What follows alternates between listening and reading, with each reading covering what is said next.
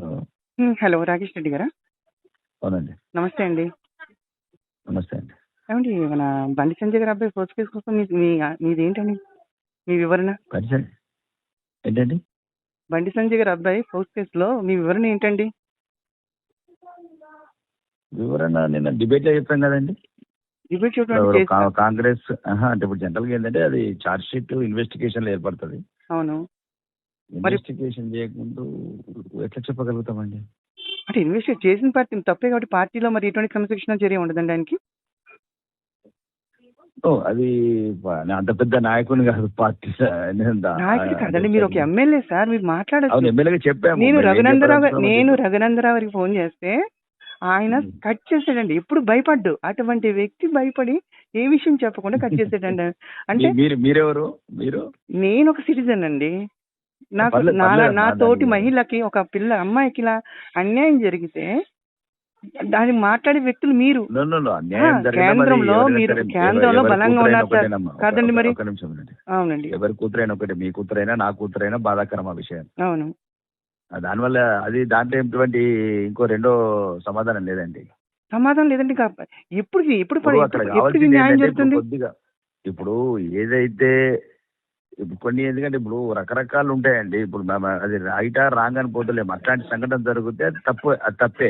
దానికి సరైన న్యాయం జరగాలి. ఇప్పుడు ఒకటి ఏం చేస్తారమ్మా, కోర్టు అయినా ఏదైనా తప్పు జరిగినప్పుడు న్యాయం జరిపిస్తారు, అంతేనా? అన్యాయం జరిగినప్పుడు న్యాయంగా పరివర్తన చేస్తారు. అంటే మిగతా వాళ్ళు చేసినప్పుడు మీరు ఎలా ఆందోళన చేసేవారు, ఇప్పుడు ఎందుకు సైలెంట్ గా ఉన్నారని నా బాధ. అంటే సేమ్ పార్టీ అన్నా? ఇప్పుడు కొన్ని ఒక్కరు కూడా రఘునందరావు గారు ఫోన్ కాల్ చేస్తే మాట్లాడుతూ నేను దాని గురించి మాట్లాడినామని కట్ చేశారండి ఆయన. అంటే ఏంటి?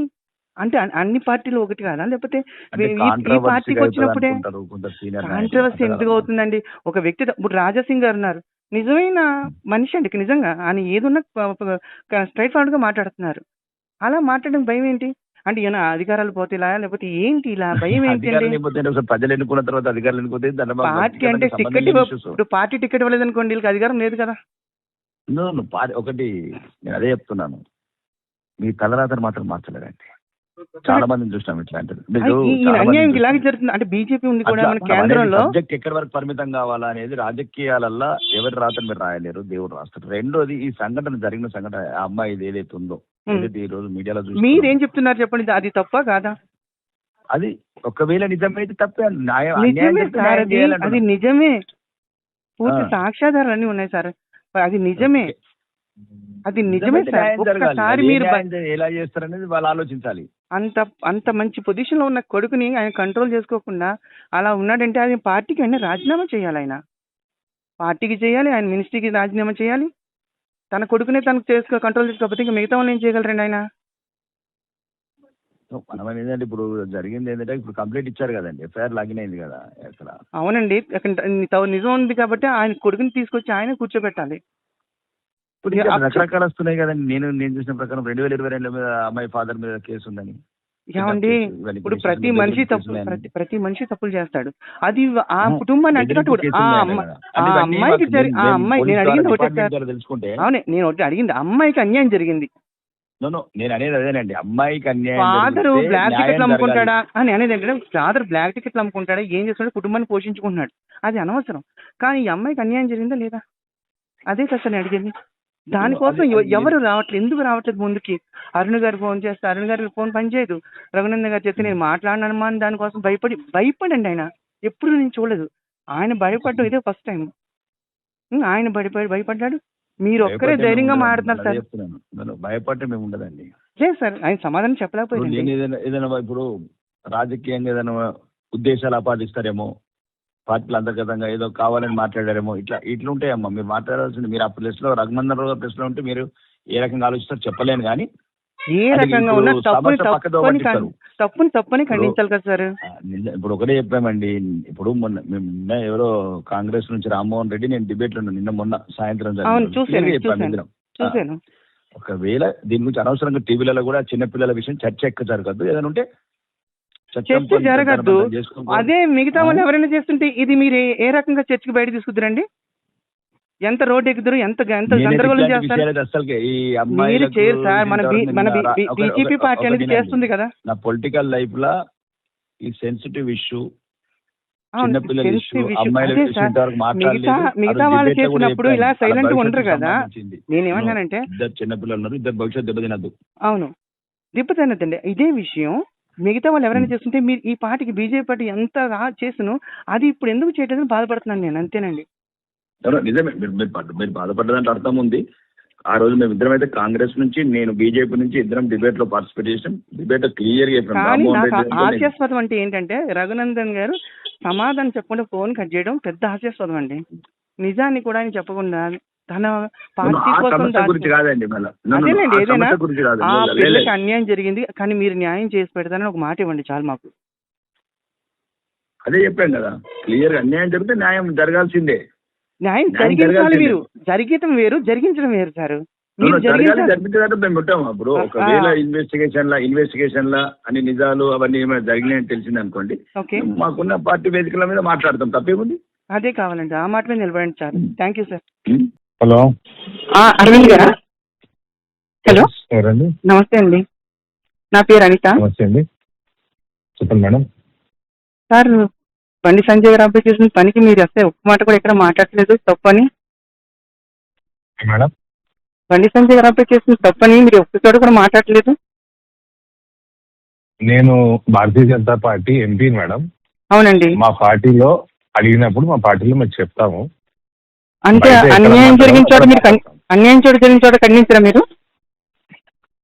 మేము ఖండించాల్సిన చోట ఖండిస్తామండి, ఖండించేది ఉంటే ఖండిస్తాము. ఇప్పుడు మీరు ఎవరు? అనిత అంటే మీరు ఎక్కడి నుంచి ఫోన్ చేస్తున్నారు? నేను లోకల్ అండి, హైదరాబాదు. నేను ఈ లోకల్ హైదరాబాద్ లో అంటే 1 కోటి మంది ఉంటారు. మీరేంటి, వాట్ ఆర్ యూ? నేను ఒక ఉద్యోగిని, ఒక ప్రైవేట్ ఉద్యోగిని. నేను ప్రైవేట్ ఎక్కడ? హైదరాబాద్ లో ఉంటుంది, రెహమత్ నగర్. ఎక్కడ? ఏ కంపెనీ? ఉంటుంది రెహమత్ నగర్. నేను అడిగిన దానికి మీరు అడిగేదానికి సంబంధం ఉందా సార్? మీరు నన్ను అడగడానికి మీరు ఎవరు మేడం? అరే మీరు ఒక అధికారి అండి, ప్రజల అధికారి మీరు. అవునండి, ప్రజల నాకు మనిషి అండి. తెలుసండి. ఒక ప్రజలో నేను ఒక వ్యక్తిగా మంచిగా మాట్లాడుతున్నాను. జరిగిన అన్యాయాన్ని మీరు ఎందుకు మాట్లాడలేదు అని. నేను మాట్లాడాలి, ఎక్కడ మాట్లాడకూడదు, ఏం మాట్లాడాలని నేను నిర్ణయిస్తాను మేడం. అంతేగాని తప్పని ఖండించడం మీరు రాదు బయటికి. నేను ఖండించలేదా మీకు ఎట్లా తెలుసు మేడం? అరే నేను చూస్తాను కదా సార్, టీవీలు చూస్తాను, సోషల్ మీడియా చూస్తాను, అన్ని చూస్తాను కదా. ఇట్లా ఫోన్లు చాలా వస్తాయి నాకు, అనిత గారు. ఓకే, నాకు మీరు నేర్పించాల్సిన అవసరం లేదు. నేను ఎక్కడ మాట్లాడాలి, ఏమి మాట్లాడాలి, మీకంటే ఎక్కువ రెస్పాన్సిబుల్ గా మేము మహిళల పట్ల మైనర్ల పట్ల ఉంటాం. మీకుందండి, అందుకే అడుగుతున్నాను. సో మా బాధ్యత ఏందో మీరు చెప్పాల్సిన అవసరం లేదు మేడం. చెప్పట్లేదు ఎక్కడ మేము జరిగిన తప్పు అని ఎందుకు ఇప్పటివరకు మీరు ఖండించట్లేదు? ఎక్కడ అది మీకు తెలియదు. మీకు తెలియకపోతే నేను చేసినట్టు చేయనట్టు కాదు. ఓకే ఓకే, సరే సార్, థ్యాంక్ యూ. సరే, బాగా చేసుకోండి పని. హలో, చెప్పండి. మౌనిక గారా? అవునండి. నమస్తే మేడం. నమస్తే. మేడం, మన బండి సంజయ్ గారి కుమారుడు ఆ ఫోక్యూస్ గురించి మీరు ఏం మాట్లాడలేదు అసలే. మీరు ఎవరండి? నేను ఒక సిటిజన్ అండి. హలో, నెంబర్ ఎవరు ఇచ్చారండి? మీరు ఒక కార్పొరేటర్ అండి, మీ నెంబర్ ఎవరి దగ్గర ఉంటుంది? దట్ ఈస్ ఓకే, కానీ మీ పరిచయం ఏంటి అని. ఎవరిది? మీది హూ ఆర్ యూ? నా పేరు అనిత అండి. అసలు మీరు ఏం మాట్లాడలేదు, ఎప్పుడు గలమెత్తేవారు. మీ గలాన్ని ఎందుకు మూసుకుని కూర్చున్నారు? ఎందుకంటే అది ఫేక్ కాబట్టి. ఫేక్ అని మీకు ఎవరు చెప్పారు మేడం? మీకు రియల్ అని ఎవరు చెప్పిండు? పోలీసులు. మీరు ఏ పోలీసు చెప్పిండు మీకు? అది ఎక్కడ కేసు, అక్కడ న్యూస్ విన్నాక చూశాక అది క్లియర్ గా తెలుస్తున్నప్పుడు మీరు గలం ఎత్తకుండా అదే వేరే వాళ్ళు ఎవరు చేసినా మీరు రోడ్డుకి ఎంత అరావి చేస్తారండి? అటువంటిది మీ పార్టీ వ్యక్తనా ఏంటి? నాకు అర్థం కాలేదు. మీలాంటి వాళ్ళు అలా మౌనంగా ఉండొచ్చండి? మీరేం చేస్తారండి? నేనేం చేస్తానో పక్కన పెట్టండి. నేను అడిగింది ఒక అన్యాయం జరిగింది, అమ్మాయికి న్యాయం చేయగలని అడుగుతున్నాను. మీరు ఎవరండి? నా పేరు అనిత అండి. మీ పరిచయం ఏంటి? మీ ప్రొఫైల్ ఏంటి? ఏమన్నా మీడియా అయితే ఇంటర్వ్యూకి రండి. నేను మీడియా కాదండి మేడం, నేను మీడియా మాత్రం కాదు.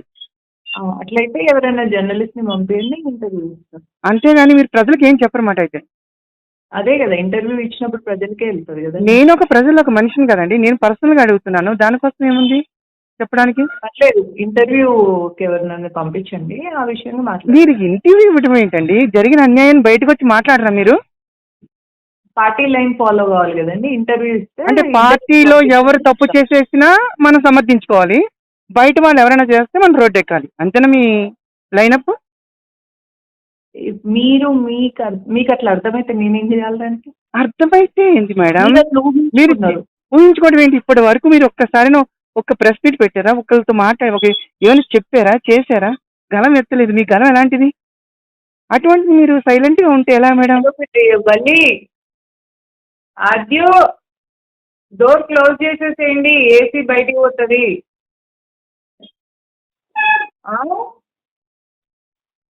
మళ్ళీ ర్యాబిట్ బయటికి పోతుంది.